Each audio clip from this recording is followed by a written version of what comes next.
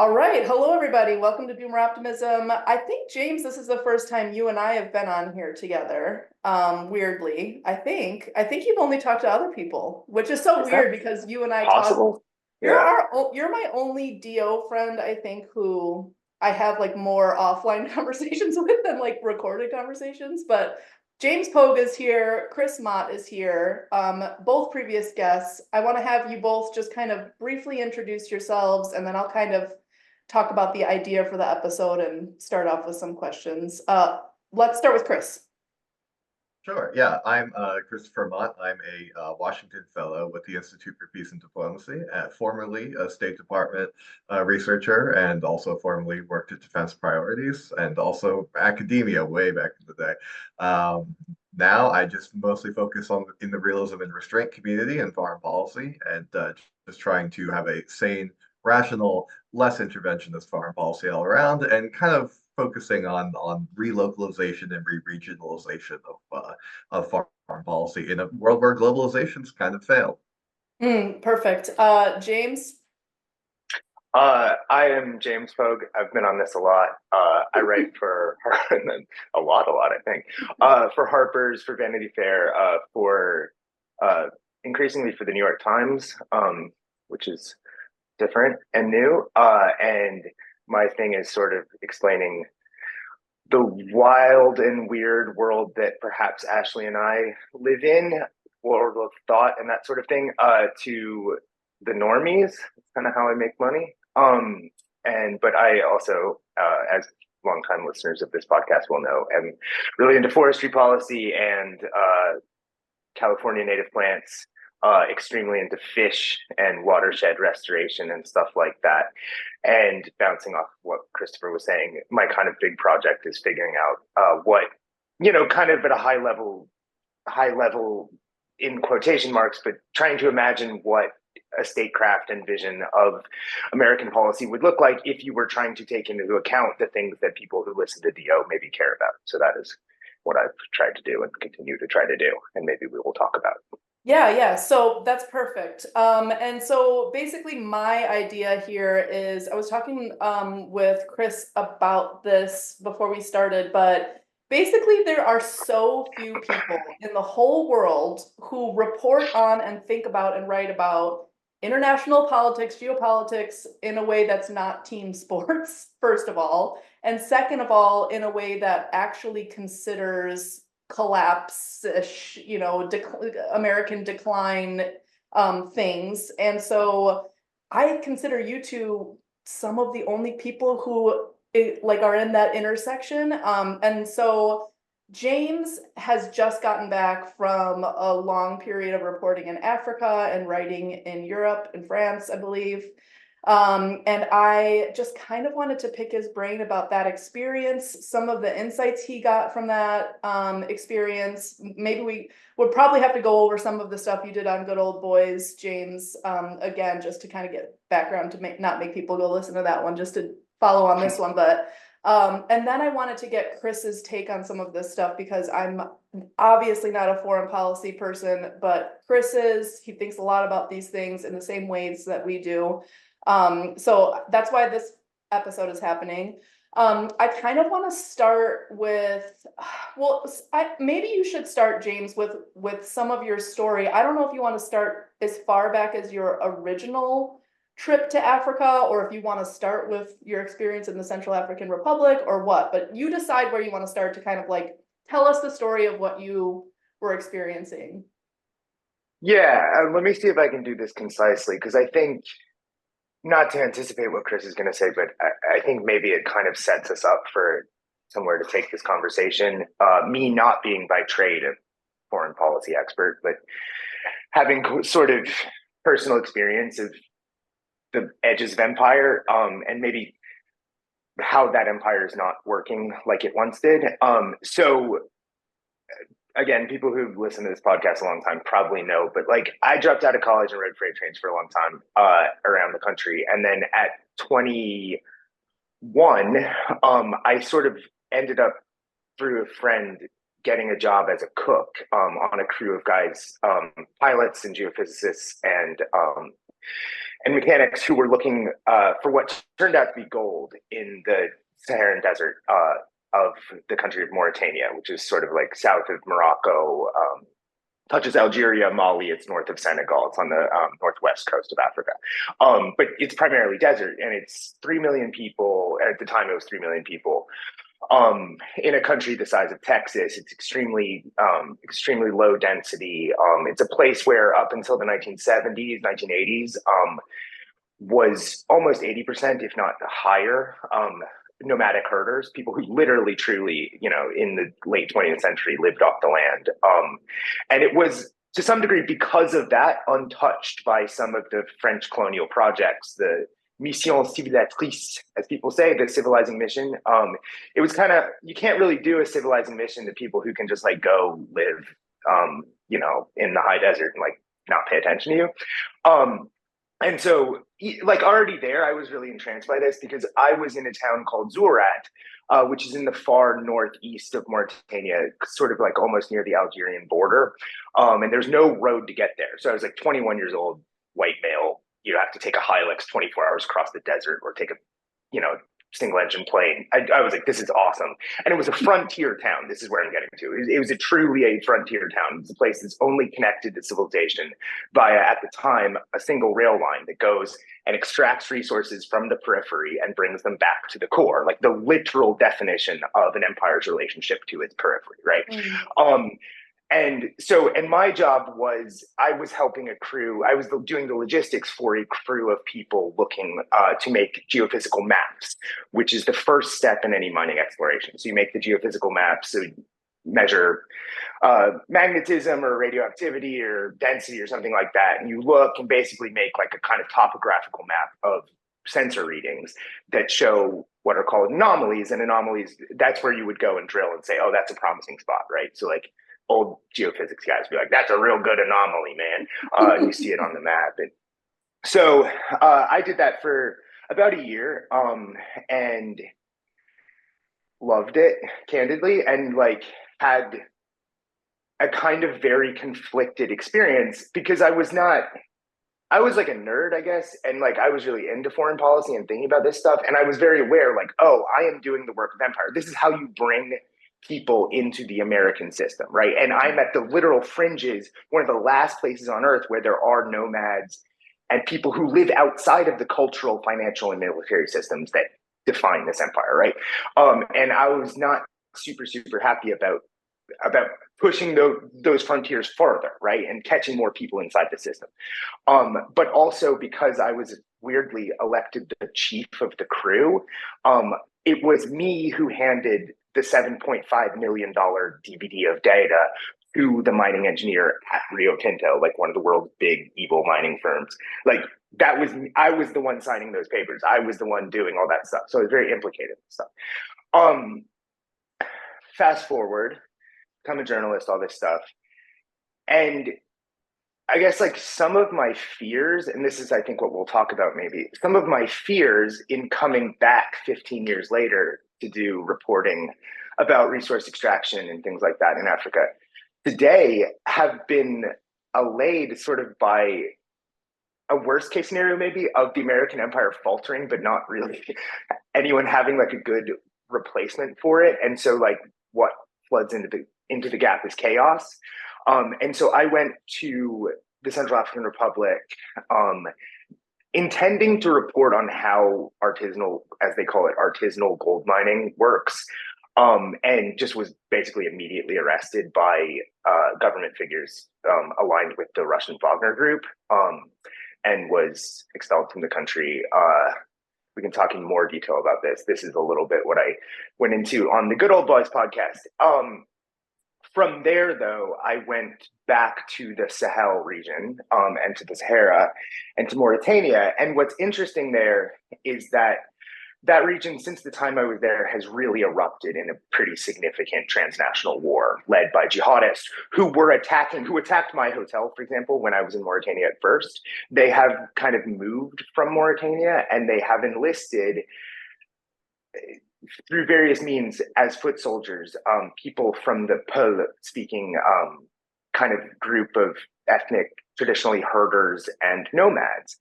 And what I'm working on now, and what I think is really interesting, is that if you actually look at a map of conflict in Africa, north of the equator, almost every war has some component of usually of Peul speaking people, but also just in general of nomadic herding peoples, because it turns out that you can't just like draw a bunch of nation states and get rid of these traditional ways of life. You got to either kill everybody or figure out a way to incorporate people. And that did not happen. And now there's this sort of like weird resurgence of nomadism and traditional modes of smuggling and trafficking that have financed a lot of this stuff.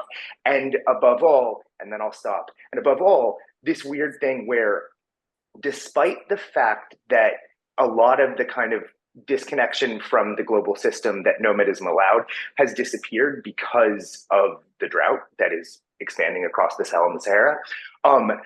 The gold that we were looking for when I was in Mauritania has been discovered in great quantities. And so now you can go and mine gold as a guy with no access to outside capital, and you can make a lot of money, and you can sell that to drug traffickers and jihadists and criminals and rich guys in Dubai, and you can build an entire network of resource extraction that gets you outside of the Western system. And it's financing a lot of war and chaos, and it's bringing Russia in. And I regard it to some degree as a sort of tradition that has existed in this region for a long time. So that's kind of what I'm working on. Chris, I'm going to let you dig into whatever part interests you. Yeah, I'm actually really happy to hear about this particular focus of yours, because before I was an international relations person, I was a history person, and my focus was on nomadic people, particularly nomadic people state building. The book I published, which was originally inspired by my dissertation, The Formless Empire, is about how Turco-Mongolian people like made empires and made states, and how this actually influenced Eurasian history up until the present day in some ways. So I'm always interested in nomadic people and how they navigate geopolitics specifically. So it sounds like what you're talking about is very much, I mean, you summed up most of the things I would ask, how they were the ones who were able to avoid kind of the cultural conversion of Victorian France, how they were the ones who set themselves more apart and now have a bit more autonomy. What I'm curious on building off of is how this kind of intersects with recent, and I know we just said we didn't want to just talk about like the team thing, but in this particular region, I think it has to come up, how this is kind of impacted specifically by the power of the jihadists, because jihadists were not one of the most major players in this region until, of course, the United States and NATO toppled the Libyan government and created this kind of huge backwash of state failure and militarized non-state actors that then flooded south across the Sahara and plagued Burkina Faso, plagued Mali, and led, of course, to American military expansion in the Sahel to counteract this thing that they had kind of created.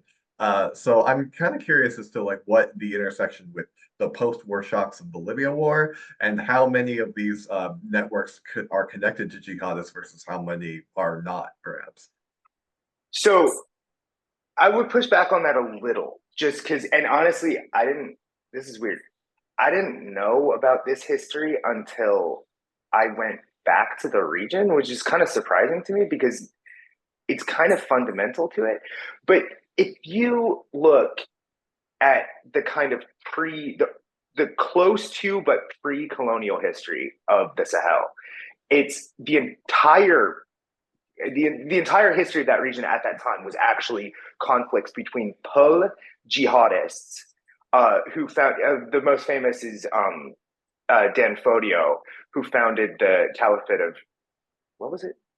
Do you know the name of it? But who waged wars against the sedentary Hausa kings in what is now northern Nigeria, and founded a caliphate in I think 1805 that lasted 100 years. And these happened a lot. There were like three or four. These I would not call these jihadists. The fact that an empire has an Islamic element to it would not count as like a modern day terrorist. Dan Fodio used the word jihad himself.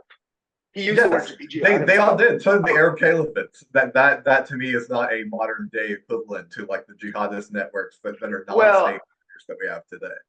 I guess we're already in the weeds here, but I guess what I'm saying is, so for people who don't know, so the Pogue being a sort of lighter skin traditionally, turban wearing, herding people, who might, who have these conflicts that go back literally to the beginning of essentially history with people who are settled, sedentary, and represent centralized authority. This is the classic problem of settled human history, right? Is how do you get rid of how do you deal with the guys who are outside on the periphery? Yeah, right? yeah. I mean, I'm using the word jihad I guess, in a sense that can be interpreted in a lot of different ways. I'm using it because they used it, and because I'm trying to drive home the fact that in these kind of major regional wars that were kicked off by Poe moving around,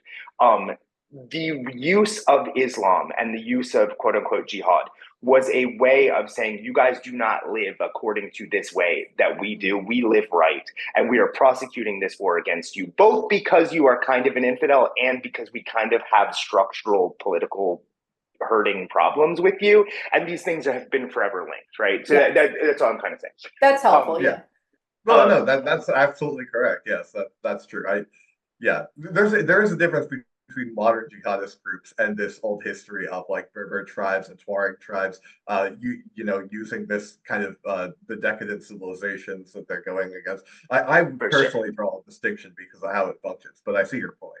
I think we're, and so like, in answer to the post-Gaddafi stuff, so to kind of give a more recent coloring of the regional history, France comes in the Western Sahel, and the Sahel is sort of Arabic word, means coast or shoreline, something like that. And so you can kind of imagine it's like a grassy savanna, short, thorny tree, a vast space of this that stretches entirely across the African continent, but that separates equatorial, more foresty, rainy Africa from the oceanic vastness of the Sahara, right? So you have this band that is very wide and maybe shrinking because the Sahara is growing, but has often, in the same way that the American West is good for grazing and not great for farming, the Sahel has somewhat similar arid natural history. Got it. And so France comes in and runs these countries. These are in the western end of the Sahel, it's all French colonies.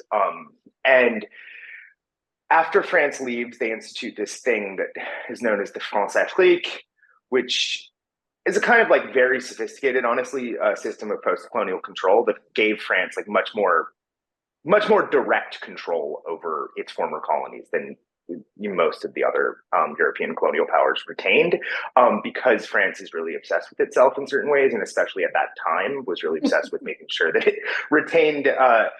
Charles de Gaulle spoke often of France's glory, right? And like all of these Gaullist guys who ruled France up and almost until the end stage neoliberal of Macron comes along, like you have this Gaullist tradition where the French glory is a big thing, right?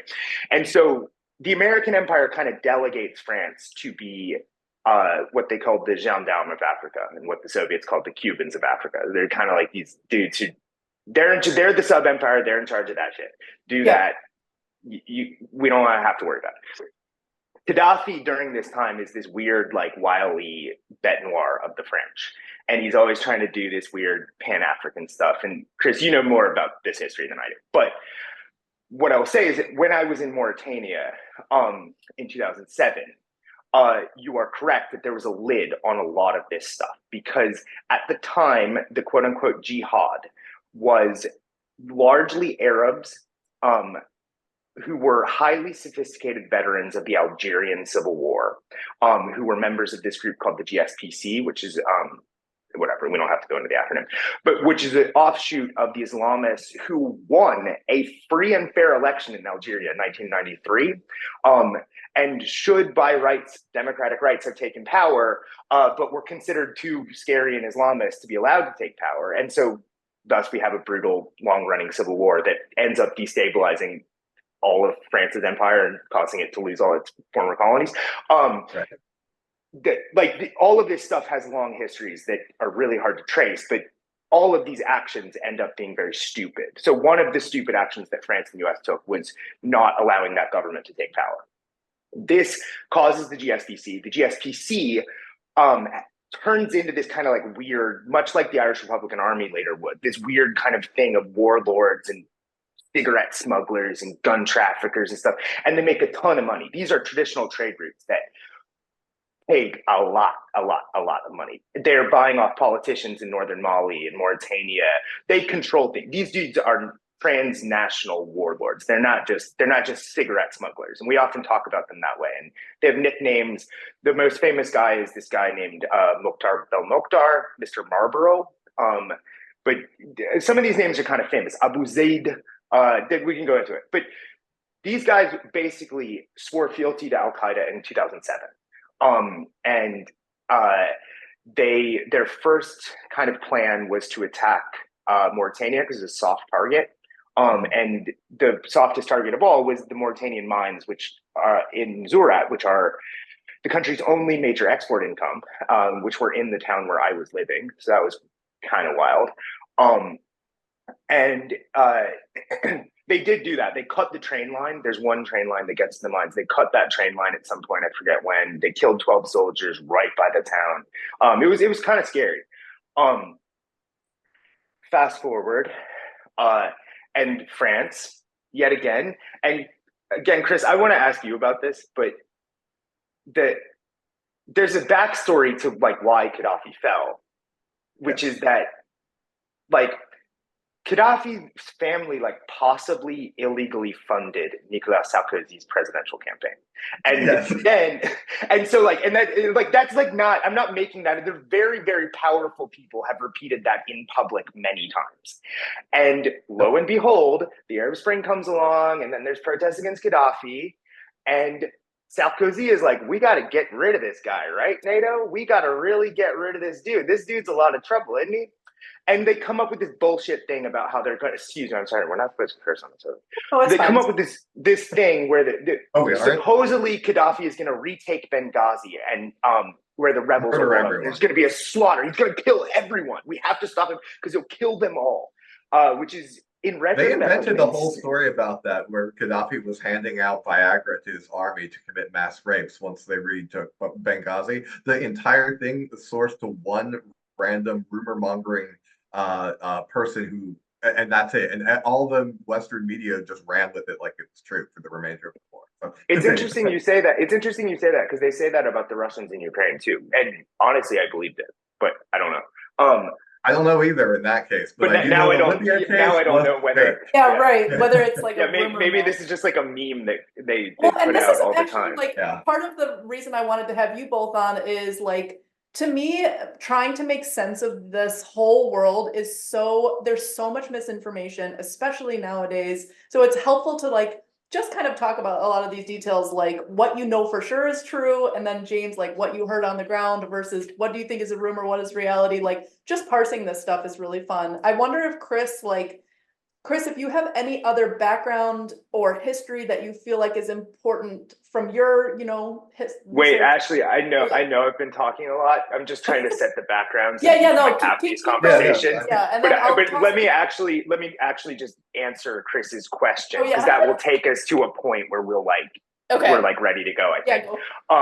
And now I almost sort of forget it. But the point is that when Gaddafi fell, Gaddafi had been training for years another group of herding, somewhat transient,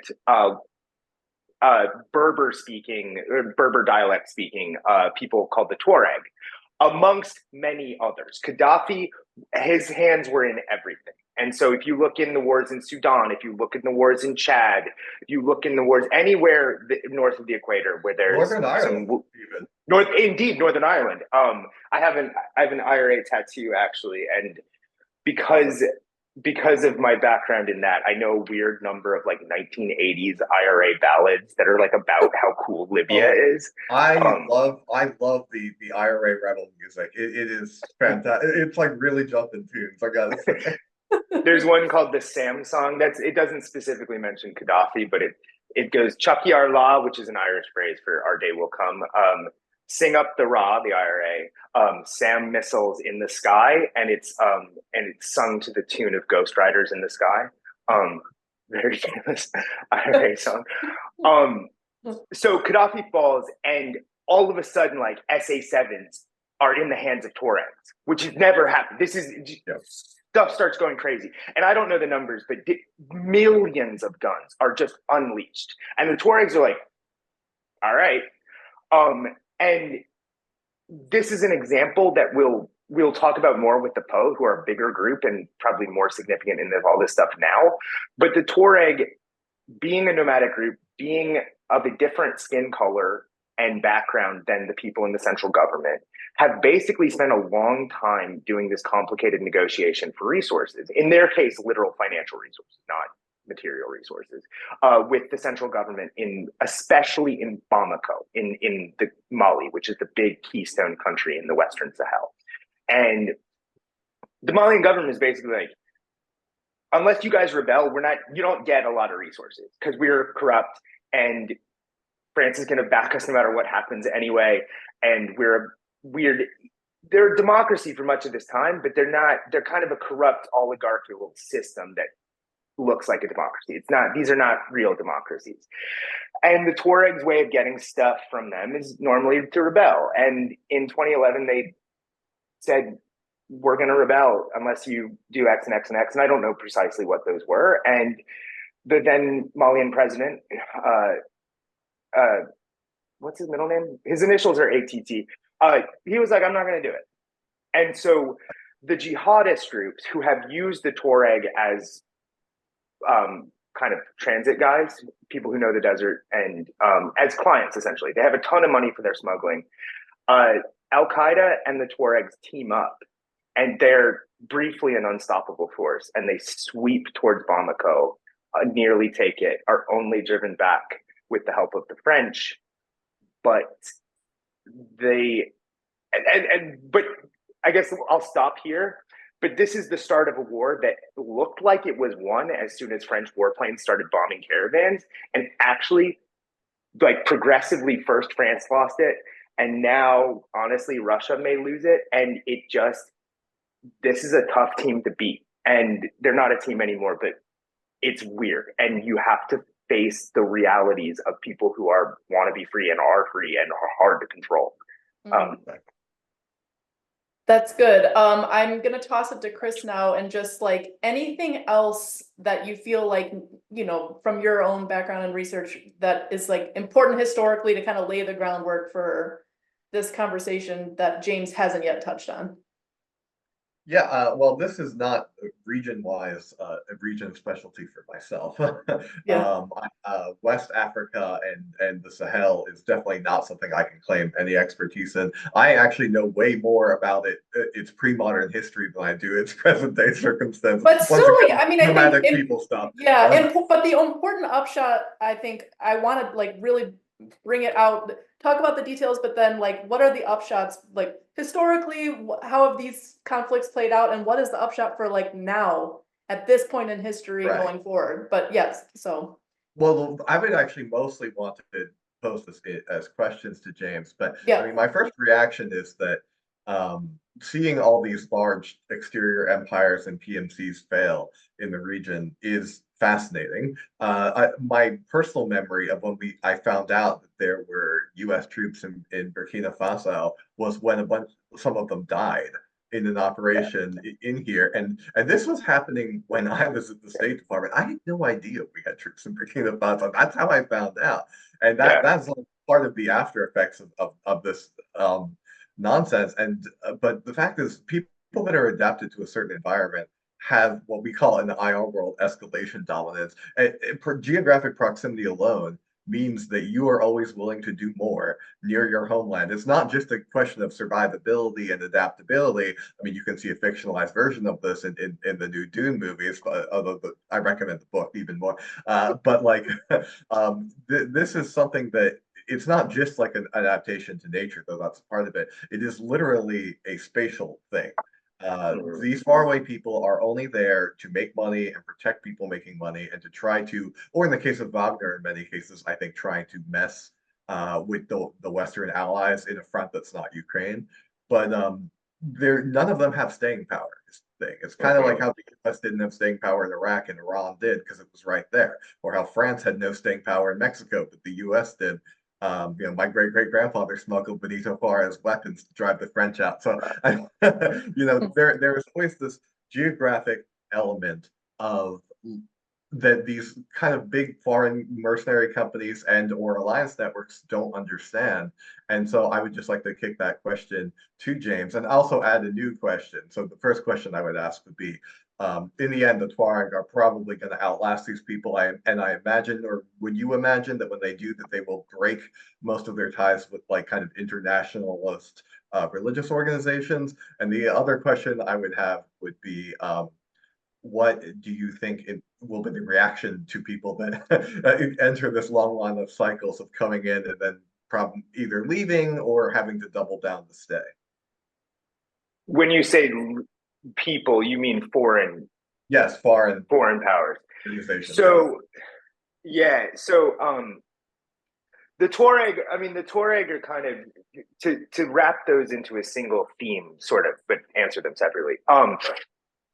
The Tuareg are the team with the most staying power, right? Like, I mean, the Berbers were in Africa before the Arabs, and we can go back way, like, but Mauritanians speak Arabic, and I would say probably mostly Berber blood, like kind of a mix of Arab, Berber, and Black African blood, depending on what caste you're from in Mauritania, and that's the culture I know best.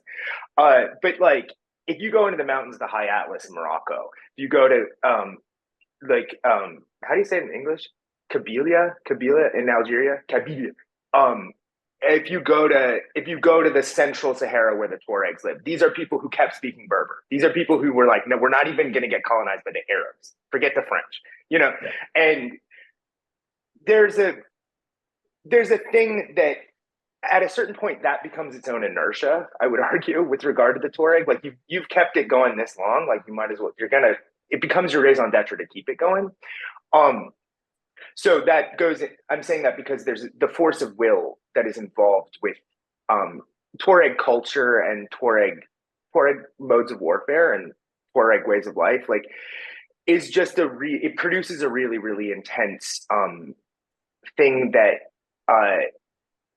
if you guys are familiar, and everyone should read it, it's really good, with the book The Mukaddima, which is this sort of it's literally my favorite book. There you go. Okay, so you're probably more familiar with it than me, but in the translation, I cite it all the time. There's for people who don't know, it's a 14th century. I guess you could call it a study of history, study of empire, written by this. Exactly. Historiography is the word for study of history. I should have used that. That's right. Yeah. Ibn Khaldun is considered to be the inventor of historiography by many people. Because so. That's the word I was looking for. And in it, he describes this kind of cycling process of people in the periphery developing what he describes. The translation I have, he uses the word group feeling, which is not super evocative, but you guys get it.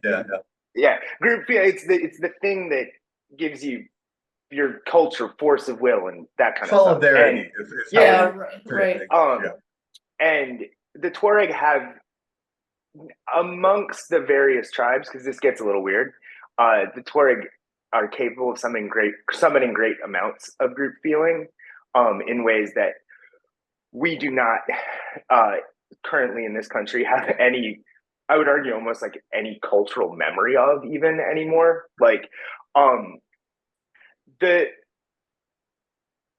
in answer to the second thing, which has to do with it, I do think that the Tuareg project of building this country called Azawad, where people would speak Amazigh and Berber languages and live freely in the desert. Candidly, I don't think that'll ever be achieved, just because like building a nation state on the Tuareg model would involve cutting off northern Mali, parts of Niger, southern Algeria, and it almost feels dated to me. It almost feels like we don't live in a world where you have to do that anymore, or where that kind of state building would be that relevant. Um, the the thing that they played with, and they played with fire, and they were, and I say they, I mean, essentially one very charismatic leader of one very influential tribe around Kidal did this. This was not the Tuareg got together and did this. But one guy who led them into the alliance with the jihadists played with fire, and they really got burned. They took a lot of heat when that counterinsurgency came in, and it was not good for them. And they didn't want to take Bamako in the first place. The Tuaregs have no interest in Bamako. They have no interest in anything down there. And it made them look bad. At one point, you had guys proclaiming independence, which was a terrible look. It sent to the international community this idea that we cannot be worked with. We are crazies. And they now, if you talk to Tuareg leaders in the MNLA, all these different, they have a million groups, CMA, I can't even keep track of them. You talk to leaders in those, they are very practical. They are not, we are sticking, there was a 2015 peace agreement between Bamako and brokered by Algeria between Bamako and the Tuareg. And you talk to young guys who 10 years ago might have been hotheads, they're like, okay, let the Malians rip up the agreement. We're sticking to it. We want this.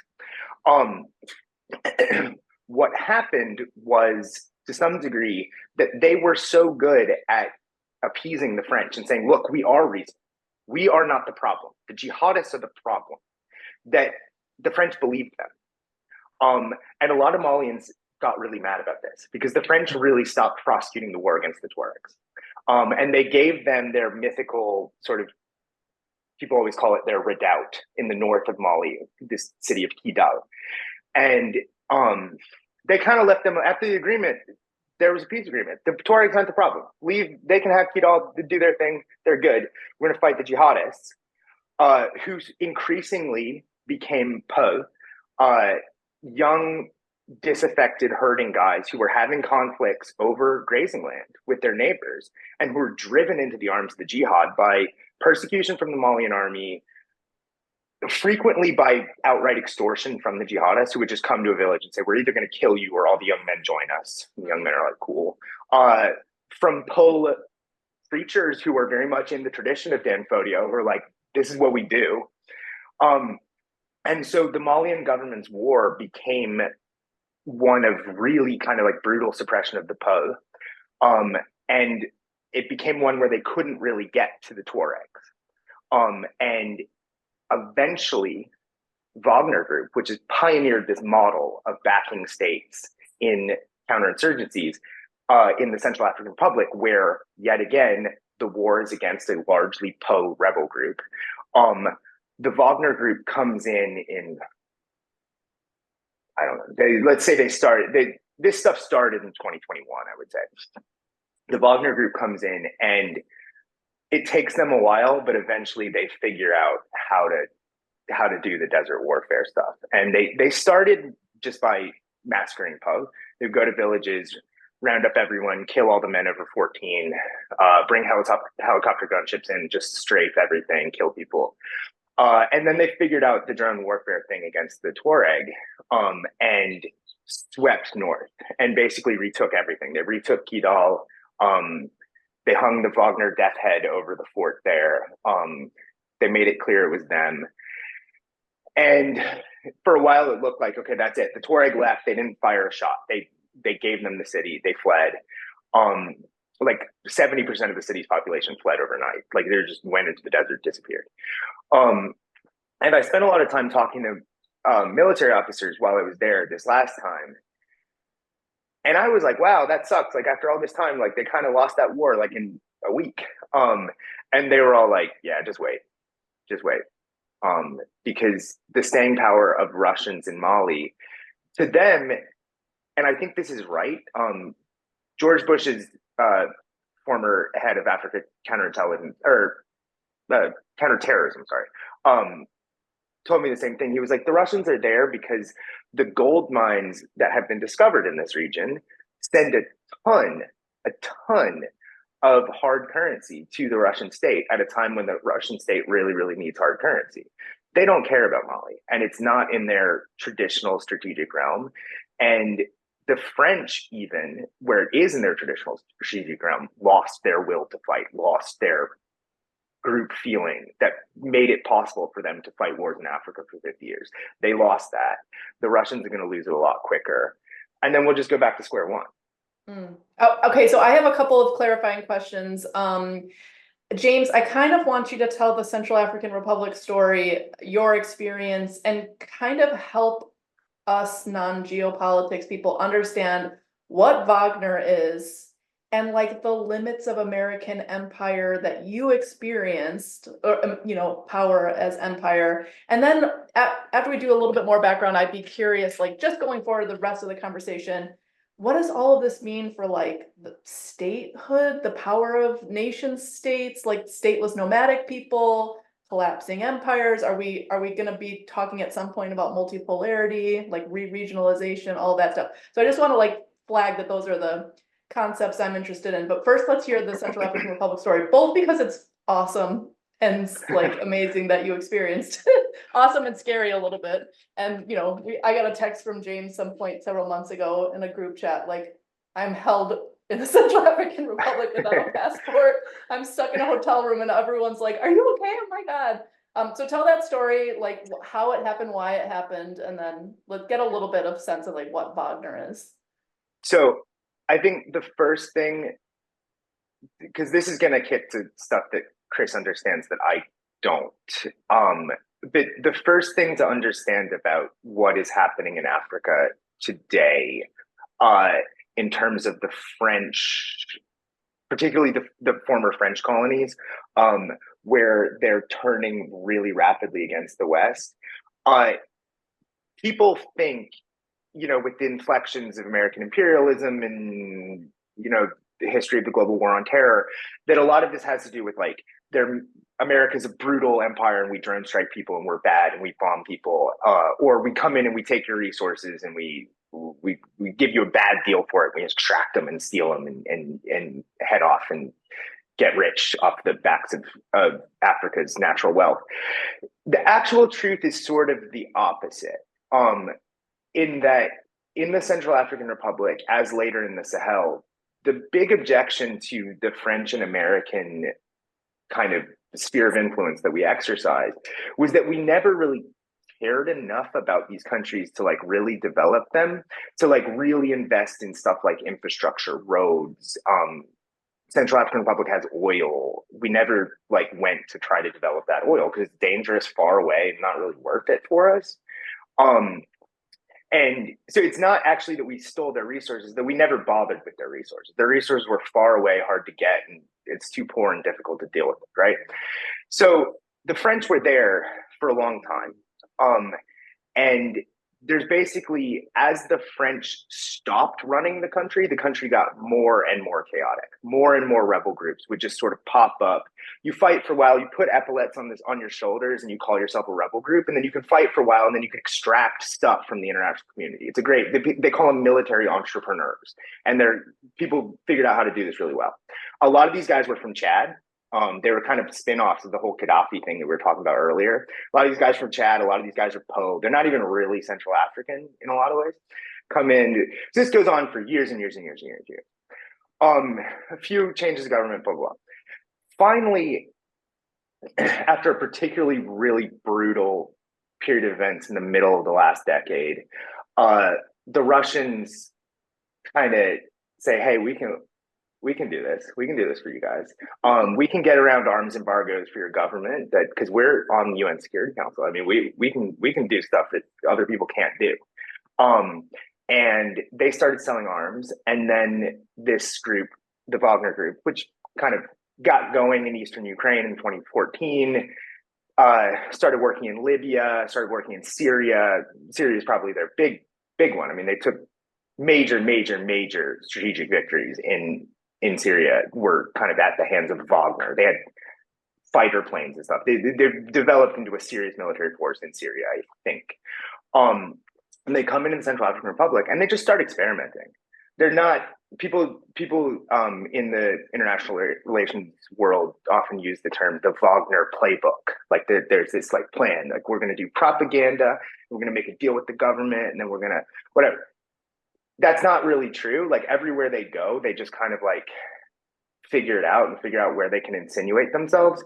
And so Wagner started training government troops. They started prosecuting war in the backcountry. They started taking over gold and diamond mines, especially gold mines. They took over in 2020. They took over the country's only. It is the only to this day industrial mine that has ever been developed in the Central African Republic. After all this time, nobody was getting those resources, and Wagner was like, "We'll bring guns with our mining guys, and then we can get the resources. That this works out. This is how we're going to do it for now." And so they kind of get in de facto control of much of the government, in a place where the government is literally like, it's a few warehouses. Yeah, it's warehouses. It's not. Trust me, I saw a lot of these buildings eventually, much against my will. It's not what you think a government is. So, and they make like beer. They made a brewery, and then they sent goons to bomb the French breweries because they were like, all right, now all the beer is going to be Russian. There's a lot of, they really tried everything. There's no playbook. They were just pushing and seeing what would fall apart. Yeah. Okay. That's actually, I would say that is their playbook. When you've looked at their operations in other countries, this is actually kind of how it goes. That's fair. That's a more sophisticated way of looking at it. I'm just saying, like, it's not step by step. It's like, right. Let's see what we can get away with. And so I get there November 22nd of last year, and did not know that 4 days later, I mean, this stuff was happening anyway, but this is a good way of pegging it. 4 days after my arrival, a huge New York Times story was about to drop about how America was trying to woo the Central African Republic back out of the Russian orbit. And they were sending possibly our own little Wagner, a private military corporation called Bancroft Global, which is, as a matter of interest, run by a guy who describes in his personal company biography that he's a, quote, fifth generation descendant of investment bankers. And they were sending in guys literally like the week I arrived. And all over Russian Telegram channels, all over like French language, in Africa, especially poorer Africa, people use Facebook mostly. All over Facebook, there's people saying like, America's sending a CIA team like to the Central African Republic like in late November, and I fucking show up. Like buzz cut. Like, yeah, and like I had a camo jacket that I actually thought to take off as I was getting off of the plane, James, but it was just like, you need to look more normie. It wasn't a. And I was writing for Granta. It's a literary magazine. So like you try to explain it, and it's not like I'm here for Vanity Fair. I'm here for the New York Times. Like I'm going to ask you, I'm going to shove a microphone in your face. You know who I am. You know the terms. It's just me being like, hey, like I'm just here to see what's up. It sounds like spy stuff. And so I was going to get a visa in place because I just didn't have time to get to the embassy and get my visa sorted out. And Americans traditionally can get visas upon arrival there. And that's been a longstanding thing. And so they take my passport, and I'm supposed to come back the next day to get the visa to the immigration office. I do that the first day. They say there was a rainstorm, come back the next day. And I come back the next day, and they're like, first of all, there's a Chechen dude named Hassan who's just like there in the immigration office. And I was like, there's like huge arms, tattoos everywhere. And I was like, oh, this is a bad look. And then the Wagner dudes in the immigration office, they're upstairs. Like you can kind of like see them, and they all wear their little like short brim baseball caps and like skull masks and stuff. It's exactly the cliche of what you would think the Wagner Russian mercenaries in Africa look like. They're just in tacticals, with the machine gun on the back and Land Cruisers, and they have skull masks and camo, and they, knock people out of their way as they tread around. And so they don't talk to me at all, but the African guys shoved me in the back of a Hilux. There's 5 of us in a 3-seat back seat, and take me to the head of the country's internal security. This guy, General Denis, and they interrogated me for a long time. They arrested 2 other Americans, had them down in a holding cell. I didn't know about them. Were they just tourists? Yeah. So this dude was a part of a Facebook group where they go and try to collect a passport stamp from every country. Okay. And so there's Awesome. if you go to that Facebook group, it's hilarious because like every 3 days there's a new story like how I got arrested by Wagner in the Central African Republic. And it's just like stop doing this. But in fairness to him, he didn't know at the time. So all of this was normal. And so he came, he was trying to do the same visa thing I did. And they didn't even say, like, come back tomorrow. They just put him in a truck and said, all right, come on, you're coming with us. And then they arrested his guide who had a car passport, a French passport, and an American passport. And the State Department sent, I forget his title, but a relatively high up guy at the embassy. They sent a little team of local employees first and then quickly realized, like, oh, this is not that. And then the State Department has its own law enforcement arm, sort of like a mini State Department FBI or whatever, who research like passport fraud normally. But they sent those dudes, with sidearms, a man named Pedro, who was high up in the embassy. They were on it. There were people, eyes on us at all times, all of a sudden, because they were way more freaked out than I was. I was just like, this is funny. I didn't tell the magazine. I didn't tell the Pulitzer Center. I didn't tell my family. I was just chilling. And then they showed up and were like high alert. And I was like, oh, I might have a problem here. And then they took us down to a cell. And I was like, oh, hold on. Then they took our phones. They already had our passports. And then they kept bringing us back up to the general. My French, I hadn't spoken French in 15 years. My French was like coming back as I was being interrogated. And that's it was stressful too. Yeah. Really, really frustrating for everyone involved. And they kept getting like really, really annoyed.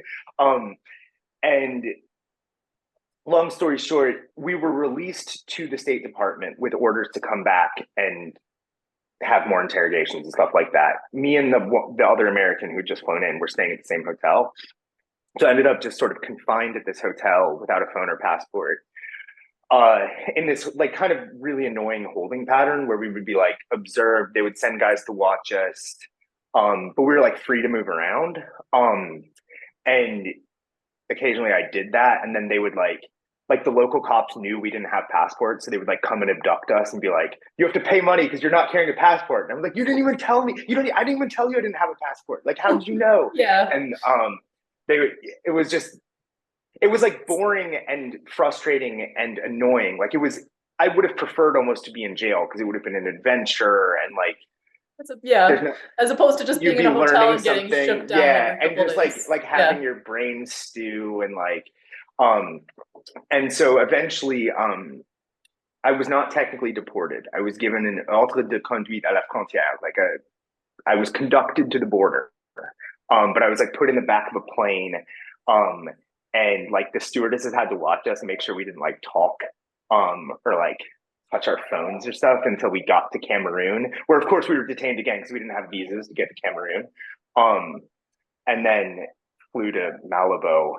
Addis Ababa, Paris, 37 hours of flight that I had to pay $2,000 for because we had to leave on a specific day on a specific flight. And that was my Central African Republic story. And what's what's the upshot for you of that experience? Like just with regard to those larger questions of like American power and, Well, so I talked to a man named Fidel Guandica, who is the head of his title is really confusing. He's like the head of the Council of Ministers or Minister for the Council of the Presidency or something. But he grew up in the same village as the president of CAR, and he's family members with him, and he's arguably the most powerful person in the country. He came out after Prigozhin's death. He came out and did a press conference wearing a shirt with Prigozhin's face on it that said "Je suis Wagner," also carrying a pistol. He's a wild guy.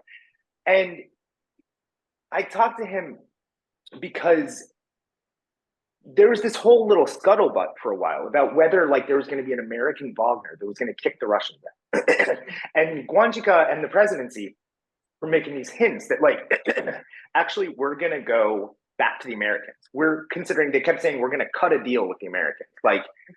Like as though a country just can flip-flop based on like how they feel, like into one orbit or another.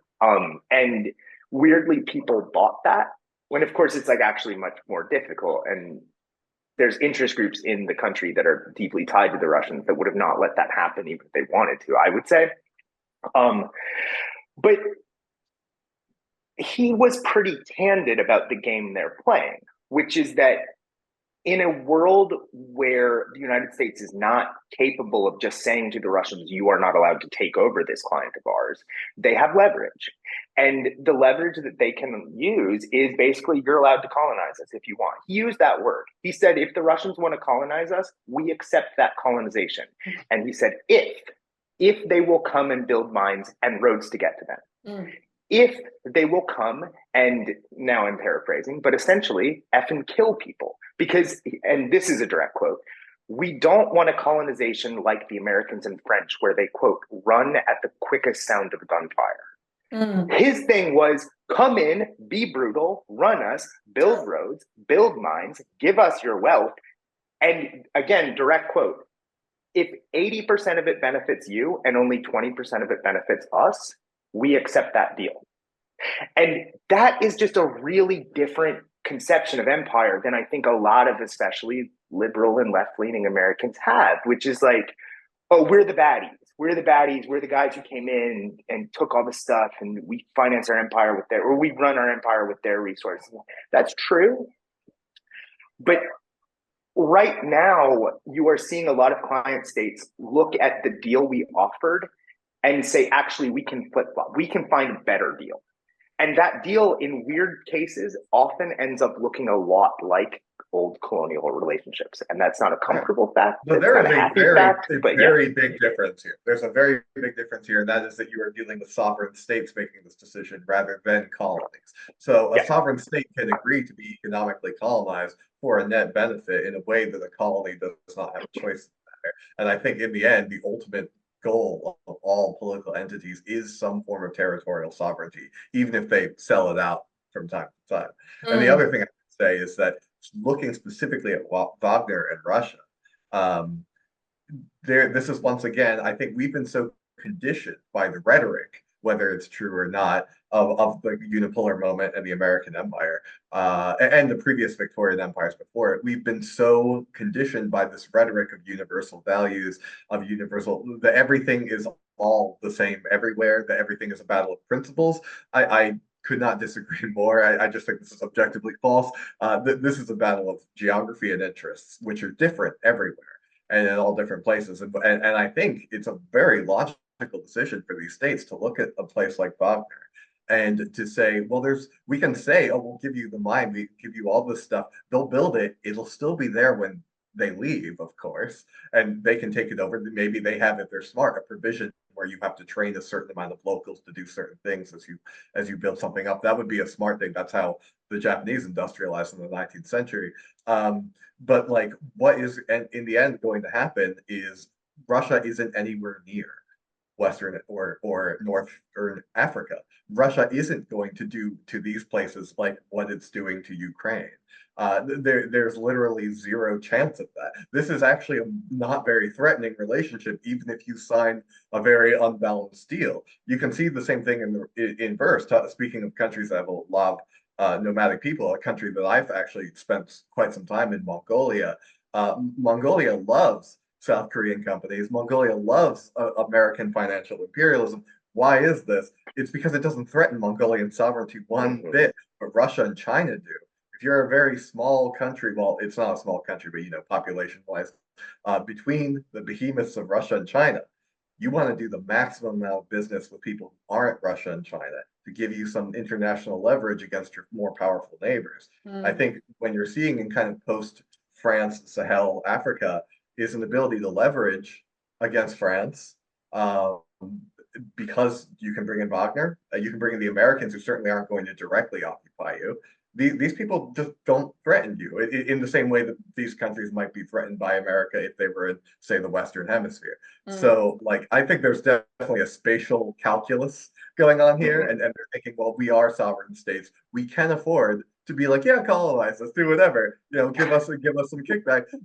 But like in the end, you're going to be here, and you're probably not in a generation or Chris, and like I'd be curious to know too. I mean, you are at the Institute for Peace and Diplomacy. Do you like see this going forward as a route to more peace, more sovereignty? Like are you aware of these kinds of relationships, and are you advocating for it? Like, well, how do you think about these things?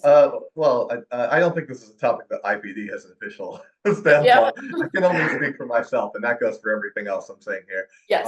But I definitely couldn't make a guarantee as to the war peace thing. I mean, that is going to be entirely down. All politics is local. That's going to be entirely down to region. There's as certain great powers retreat, there will be a power vacuum, and there will be new problems. It's not like I never conceive of these things as good or bad. I conceive of them as in whose interests and for why, and there's many different interests. But like, so the peace thing, I can't say. But sovereignty, yeah, I think it's going to go on the up, because I think that the thing that people miss when they talk about multipolarity, this is kind of a bugbear of mine. I keep publishing articles on this, but it's true. It's something that people don't grapple with. Multipolarity isn't like the new Cold War. It's not the US versus China. It's not the US, China, Russia, or whatever. That's a part of it, yes. But it's really the rise of lots of different countries, including non-great power countries. And as these countries become, because what you have, a proper middle power is regionally anchored. We do at IPD have a great study on the rise of middle powers. It's called Middle Powers in Multipolar World. So if you want to see more on the subject, your viewers can check that out. But like, to summarize, it's like a regionally anchored power that may not be a global or superpower, but in its neighborhood is the most important country, including compared to the superpowers. So if most of your traffic goes through the Black Sea, goes through the Straits of Marmara, and you're really close to Turkey, Turkey matters more than Russia. Turkey matters more than China. And so I think what you are going to see is you're going to see these like multiple power clusters that are going to handle things a bit more in a localized way, just because some of them anyway are stronger. They're a bit more developed. The world of the 1950s was a world where the United States produced half of all manufactured goods in the world. It was almost half of the global economy. That world is long, long gone. The US is more close to a quarter of the globe's economy, and it also can't produce a lot. I mean, Russia is not producing it when it comes to hard industry right now. The sanctions on Russia have actually backfired so spectacularly, and I predicted this before the war, that it's actually strengthened Russian industry and strengthened Russian power. So it's just like you're going to see, and then with countries that aren't industrialized, bring us back to these kinds of regions, I think what we're going to see is a increase of the amount of options they have. The monopolies are breaking. I mean, the mere fact that Wagner is in the Sahel is already kind of showing something like that. But it could be other things too. We know that Turkish groups, both state and maybe non-state, operate in Libya today. The Turkey has very much put its thumb on the scale in the Libyan civil war. We know that there's a huge defense capability growing in certain countries. India would be a great example, probably a potential future world power. But right now, a very strong middle power. We see how Iran operates through non-state actors for a variety of reasons throughout the Middle East. I just think that, and of course, is becoming a drone pioneer, and like swarm drones that are tested in Ukraine. They're Iranian drones tested in Ukraine. Now they're used in the Middle East, back by Iranian operators or allied operators. And I just think that it's gonna be more chaotic as people adjust to this. Is a new balance, of course, but you're definitely seeing more options. And countries that can't build anything, they can afford to shop around. Now, as James rightly said, you can't just drop on the dime. You've got these built-in relationships. Oftentimes, corruption smooths the process, right? So it's really hard to get away for someone who's like really in the tank for Russia or really in the tank for the US or whatever.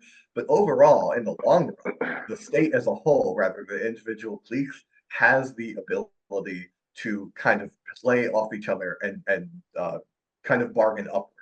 And the power balance of the great powers compared to, say, maybe middle powers might be opposed to them is lower. So while they could conduct operations and kind of covert regime change from time to time, the percentage of these, I think, will go down. So the threat of being forced in a Cold War scenario where either the Soviet Union just topples Hungary's government or the US topples Chile's government, I mean, that will happen, sure, but I don't think it'll happen as much. So proportionally speaking, I kind of suspect it's kind of a more freewheeling world out there for developing countries that have something to trade. And you might see, who knows, this is much more of a reach on my part, but you might see these kind of non-state, maybe sometimes they're nomads, maybe sometimes it's a company. You see these kind of like go-between actors who can keep things off the books, maybe set up some of these networks or counter networks, and it'll be interesting to see how that evolves. I'm super curious too about that. I was going to ask about that, or maybe James has some thoughts, but like in this world where there's a lot less monopoly power from a few of world powers, where, you know, potentially there's more sovereignty, more bargaining chips, like what happens to these stateless people or, you know, nomadic people? Are they able to potentially leverage their ability to be adaptive for more power potentially? Well, I mean, not to be a Marxist about this, but the Go ahead, system be of a leverage. Marxist. Yeah, go ahead. Like, I'm okay with I that. mean, like We're all Marxists, all right. I'm not even like up on Marx enough to like really do this well, but like the way that our empire works is leveraging essentially financial control, more so than putting a gun to people's head, and that gets really, really complicated because to even describe it, you have to talk about the dollar system, Right. and like the way that in African countries, just to like an African country just can't spend money the way we can because we have access to a lot of money. We export dollars, we get resources back. They have to hold dollars in order to insulate themselves from currency fluctuations. They can't access international credit markets. So like an African country can't just be like, I'm going to build a mine. Because like a mine takes a lot of capital. And if I'm an African country, I just can't go to Chase Bank and be like, I want a business loan to build a mine, because they're going to be like, your credit is bad. And this is a system of control. At a much lower level, the system of control is still to some degree financial. It's, can you, a people who does your own different thing that's maybe not the same thing that everybody who runs the state wants you to do or does themselves, can you feed your family by generating some kind of industry or resource or food stuff or whatever it is that you need? Can you live your lifestyle through a system that we can't control? And nomads, in theory, kind of can do this, right? Which is why they have persisted in many ways in maintaining traditional lifestyles that other people have had trouble doing.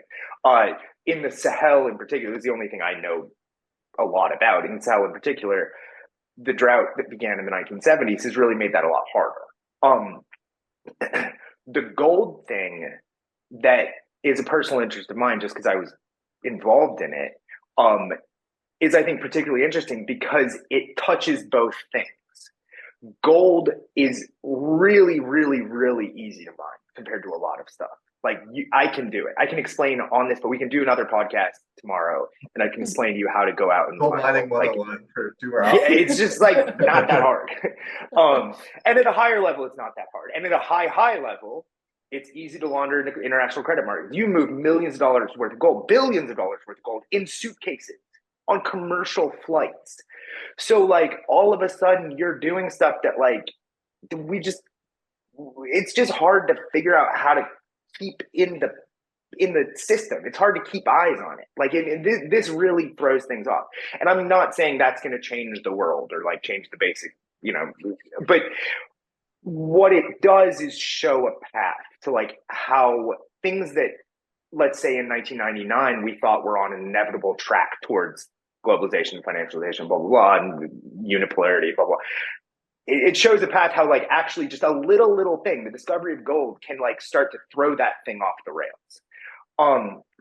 And as far as like the kind of regional sovereignty situation in the Sahel, I talked about this on Good Old Boys, and I'm going to talk about it again because it's important, and because after I talked about this, I said in the conversation something about how certain people on Twitter have this meme now about how Black people can't run societies and stuff, and it's kind of pushing back on that. There were a few commenters who were like, "You need to sit down with Curtis Yarvin and learn your stuff. My You don't know God. what you're talking about." That guy is an absolute midwit. I can't believe No. I'll warn you, he is a friend of mine, but but we disagree about But much. you do disagree, yeah. Why am I saying this? Because, okay, so there was an attempt at what is happening now in this regional bloc that I think probably a lot of people haven't heard of, because it gets lost in this news about Wagner and Russia and blah, blah, and it's really not just about them. But there's a new regional bloc called the Alliance, I always forget the word in English, Alliance of Sahelian States. It's the AES in French. You'll see that acronym in French more often than in English.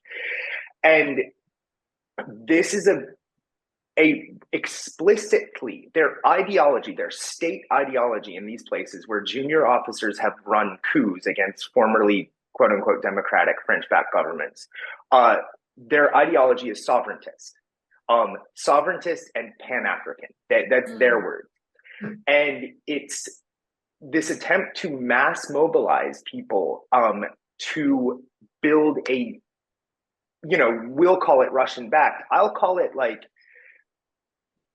sort of African nationalist, kind of sovereigntist, build from the ground up. We're going to do our own roads. We're going to get out of these credit markets that control us. We're going to do our own thing. And this was attempted first in 1984 by this guy, Thomas Sankara, who was who came to power in Burkina Faso. I'm a big fan. Yes. Okay. So I remember the story from the Good Old Boys. You should repeat it though. Sankara is like, it's just it's obviously there's more. I'm going to make it sound rosier than it was, but just bear with me. That's because fine. What he did was absolutely incredible. Like, he made the country food self-sufficient, a landlocked, desperately poor country. He made it food self-sufficient in the space of 2 years. He was the poorest country in the world when he first took power. Yeah. I actually didn't know that, but he made mass mobilizations to build rail lines so that they could mine their own manganese. He planted millions upon millions of trees because he foresaw the desertification that was coming to the region. He himself rode a bicycle to the presidential office and played in jazz clubs. He was a pretty good jazz guitarist. But his thing was look, if we always want to live like them, we're going to lose every time, because we're going to sell our souls every time for lipstick and champagne. That was one of the things he said. And we're going to look at an easy way to jump into the ranks of developed countries, and we're going to play their game, and we're going to keep doing this forever. So he made all of his civil servants wear homemade African garments. He was like, we're going to build a proudly African economy from the ground up, and we're going to do the stuff that they don't do when they come here to make money and do the mines and stuff like that. And of course, in 1987, he is assassinated by his best friend, and they go back into the IMF, and everybody forgets about it. Likely with French intelligence collusion. Yes, and sorry, I should have said that. So the French involvement is weirdly, you would think it would be more firmly established than it actually is, but for the purposes of this podcast, we can be adults. He was popular, so I think they were being And the thing that he did that probably sealed his fate was that he did move the country closer to the Soviet orbit. And that was always kind of all right, your time's up. But that's what happened to Patrice Lumumba as well, and stuff like that. So a lot of times, at least I would argue the Americans, the French less so, but the Americans are kind of not sophisticated enough to be oh, this guy is doing stuff to build his country from the ground up. That threatens our interests. We're just oh, he likes the Russians. Okay, that's bad. And Yeah, like right. that still happens. That's still what we're doing. Yeah. Absolutely. We are doing a And soft version of it in Pakistan right now with Imran Khan. So it's still going on. Hmm. I don't know that much about Imran Khan, but I do love him. And I would love to hear your thoughts on him too. I'm hardly, I don't want to derail. I'll just say I'm hardly the biggest Imran Khan fan, but it's very obvious that the US put a lot of diplomatic pressure on the coup government in Pakistan when Imran Khan basically said we are not involved in this Ukraine-Russia war. How dare the US Mhm. try to pressure us? We have a policy. I actually wrote a piece on this for responsible statecraft. So if you need more details, but and also I'll Ryan check that out. great reporting on this. But it's basically the U.S. diplomatic machine very much got in bed with the Pakistani coup government because Imran Khan made steps of why would we be involved in a European war? Why would we have to declare any statement whatsoever to declare support for anyone? We're going to trade with Ukraine. We're going to trade with Russia. We're going to do whatever. And that definitely seems to have inspired the U.S. to at least on some level, soft facilitate some actions in the Pakistani military, which is why Imran Khan is not in power despite being quite popular.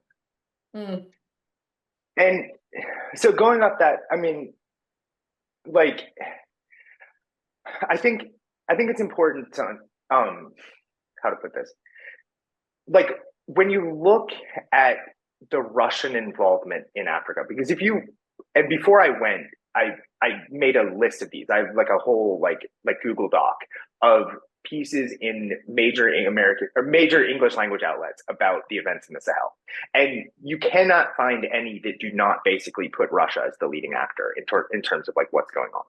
And I think that's gonna have to change now to get really into the weeds here because of an election that just took place in Senegal, where a guy who's kind of like on this trip of like the sovereigntist, Pan-African, anti-elite, maybe moving away from the French, but is a young, charismatic, sophisticated man who did not himself win the presidency because he was barred from the presidency for some weird bull, but his proxy guy essentially just won the presidency and trounced for it.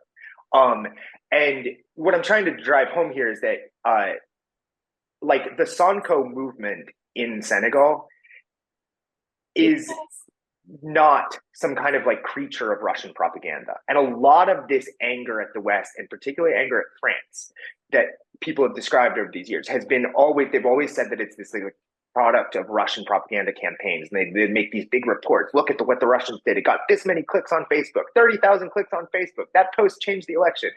And I will tell you that I was in Paris and writing about Africa, so talking to a lot of Africans I just meet, and you'd have like bartenders and waiters and stuff with like Sonko tattoos.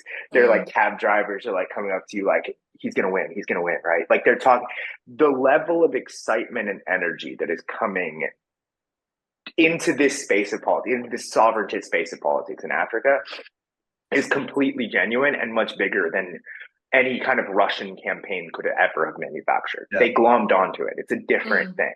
There's a surprising credulousness with American media to attribute to Russian competence what really is just people disagreeing with like Washington-London consensus, as they naturally would. And a lot of these people are bubble dwellers, and they have literally never talked to someone who disagrees with them. And so they're like, well, it must.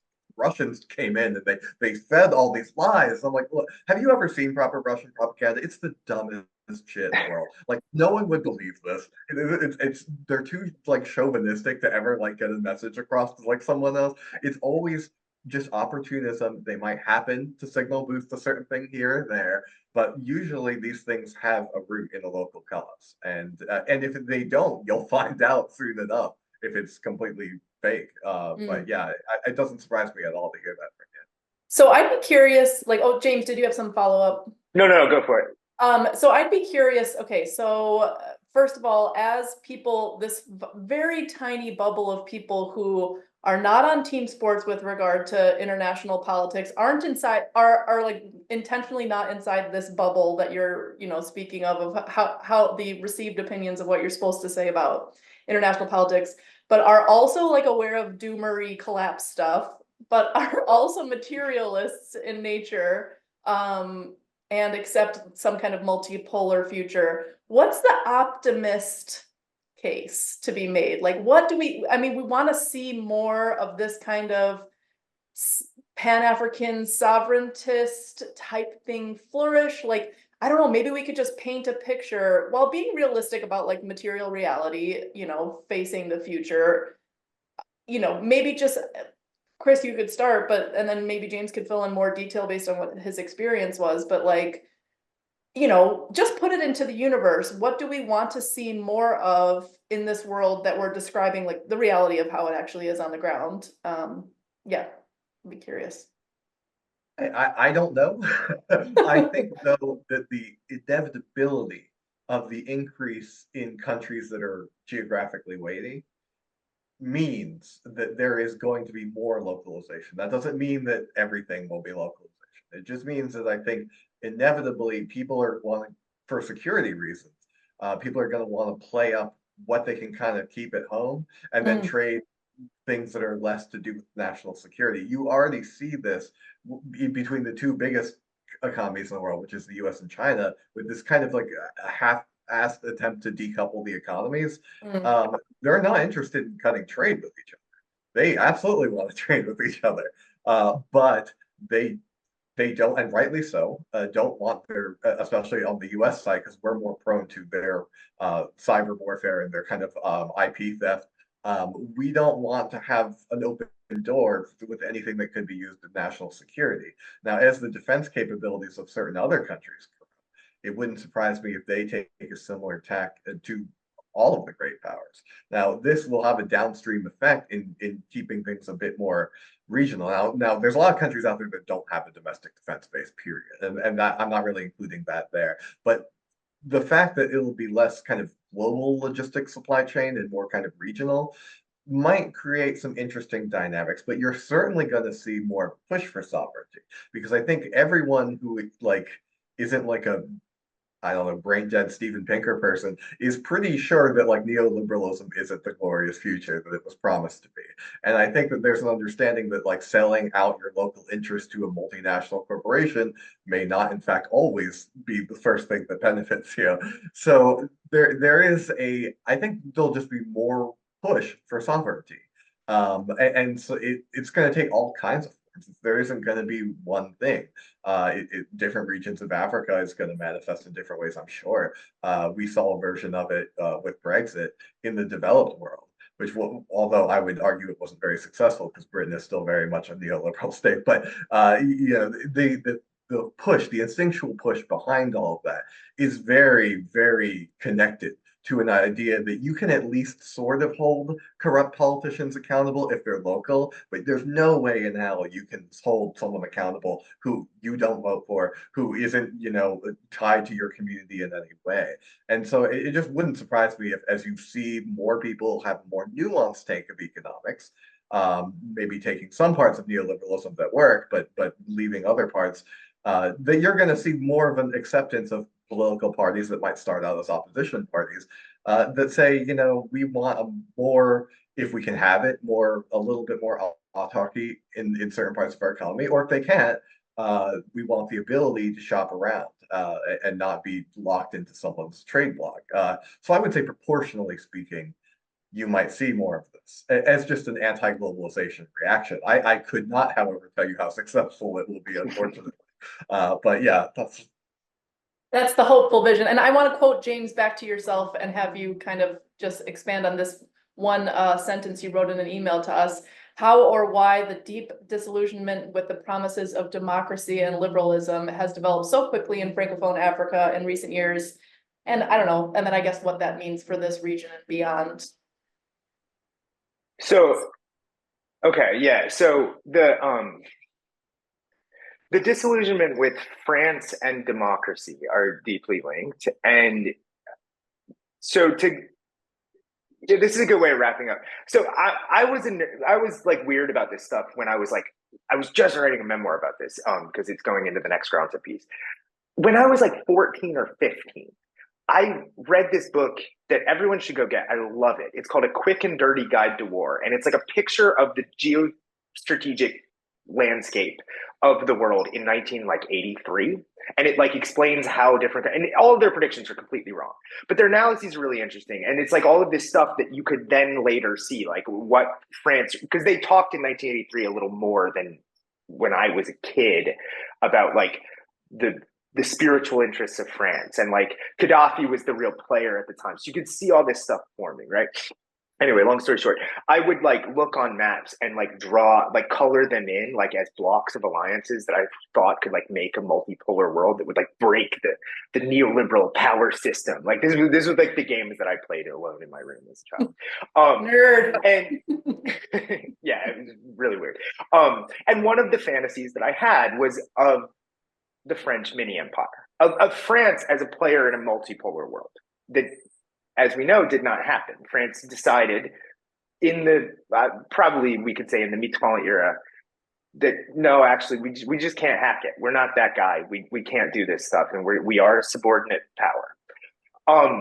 But I didn't know any of that at the time. And I thought of this idea, but you have however many hundreds of millions of French speakers around the world. You have this culture that is, at least in its, kind of local expression, if not its actual economy, like kind of anti-neoliberal, kind of like interested in localism and its own, sort of deep cultural roots and things like this.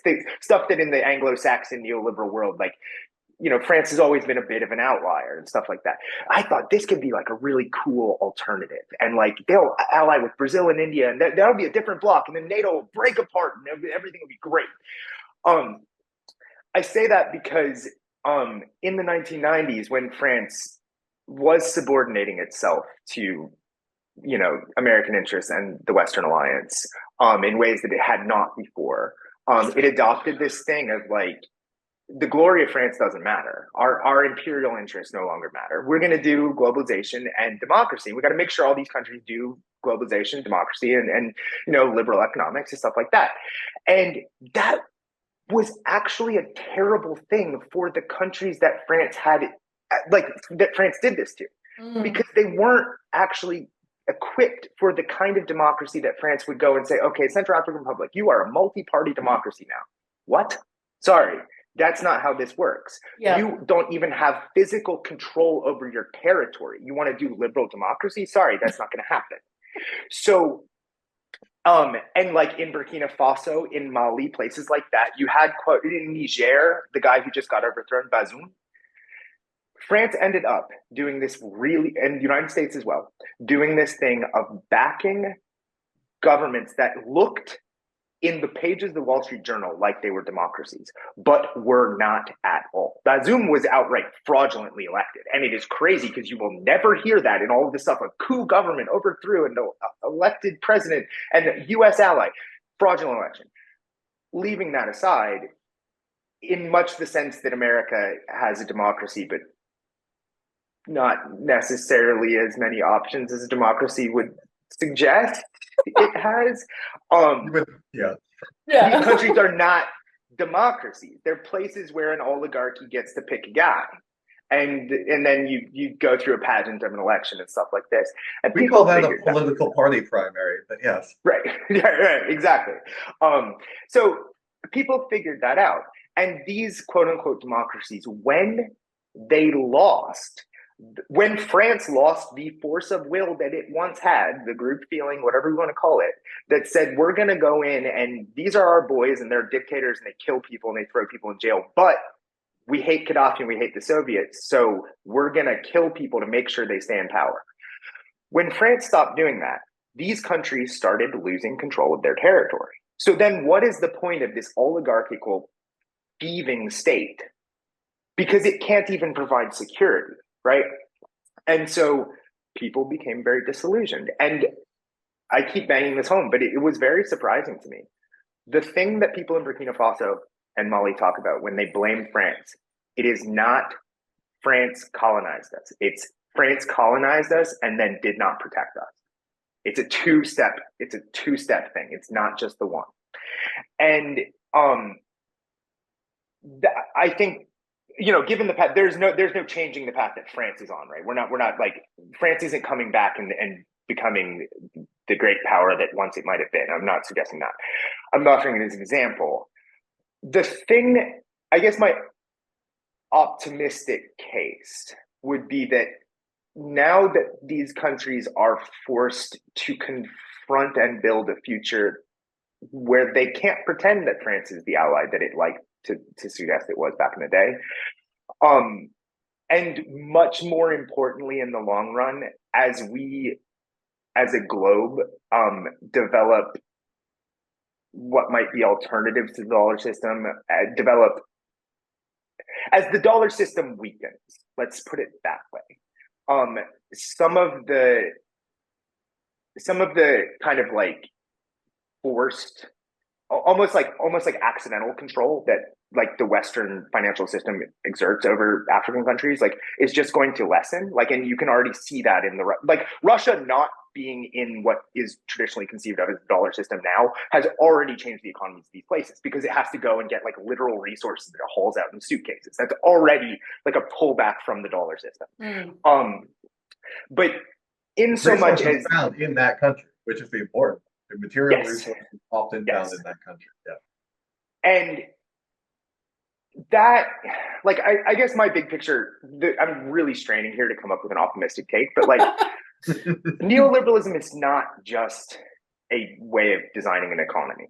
Neoliberalism is a spiritual worldview, or we could maybe say like an anti-spiritual worldview. Like when we talk about like there is no alternative to this thing that we built, what we are saying is like, if you put a value above making money or corporate interest or shareholder value, like that value is not real. Brexit was not the right decision because Brexit meant that Britain would lose money. The GDP would shrink. That it had to be the wrong decision, right? And as that worldview weakens, states are literally more sovereign to make decisions that prioritize their own interests, whether it be environmentally, spiritually, whatever, their interest to build themselves in their own image.